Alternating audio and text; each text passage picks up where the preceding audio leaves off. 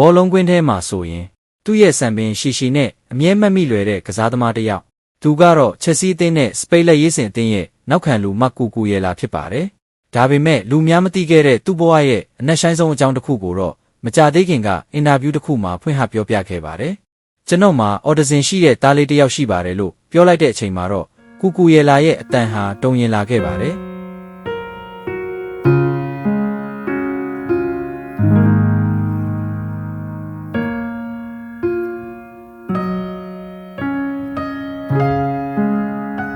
ဖခင်တယောက်အနေနဲ့ကိုကလေးကိုဘလို့ကူညီရမလဲမသိတဲ့အချိန်တွေရှိပါတယ်။သူခက်ခဲတွေကြုံနေရတာကိုမြင်ရတဲ့အခါကျွန်တော်လည်းနာကျင်ရပါတယ်။ကူကူရဲလာကသူ့သားလေးရဲ့အခြေအနေကိုနားလည်ဖို့သူ့လိုအပ်ချက်တွေကိုဖြည့်ဆည်းပေးဖို့စူးစမ်းနေတယ်လို့ပြောပါတယ်။မိဘဖြစ်ရတာကိုဘယ်သူမှသင်ပေးလို့မရပါဘူး။ကိုကလေးကိုကိုယ်တိုင်နားလည်လာအောင်သင်ယူရတာပါ။လူများကသူ့စပင်ရှည်ကိုဖက်ရှင်အနေနဲ့ပဲမြင်ကြပေမဲ့အဲ့ဒီစပင်ရှည်နောက်မှာဖခင်တယောက်ရဲ့ချစ်ချင်းတွေရှိနေပါတယ်။ကူကူရဲလာက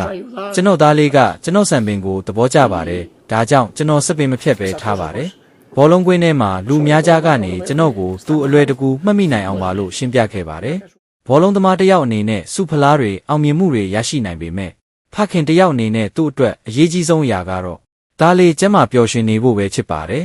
ပိုက်ဆံအောင်မြင်မှုတွေအားလုံးထက်ကိုကလေးကျန်းမာနေခြင်းကပိုတန်ဖိုးရှိပါတယ်ကူကူရဲလာရဲ့ဇလန်းကဘောလုံးသမားတစ်ယောက်ရဲ့အောင်မြင်မှုအကြောင်းမဟုတ်ပါဘူး။ဒါဟာကလေးတစ်ယောက်အတွက်အရာအလုံးကိုပေးဆက်ခြင်းနဲ့ဖခင်တစ်ယောက်ရဲ့ချစ်ချင်းအကြောင်းဖြစ်ပါတယ်။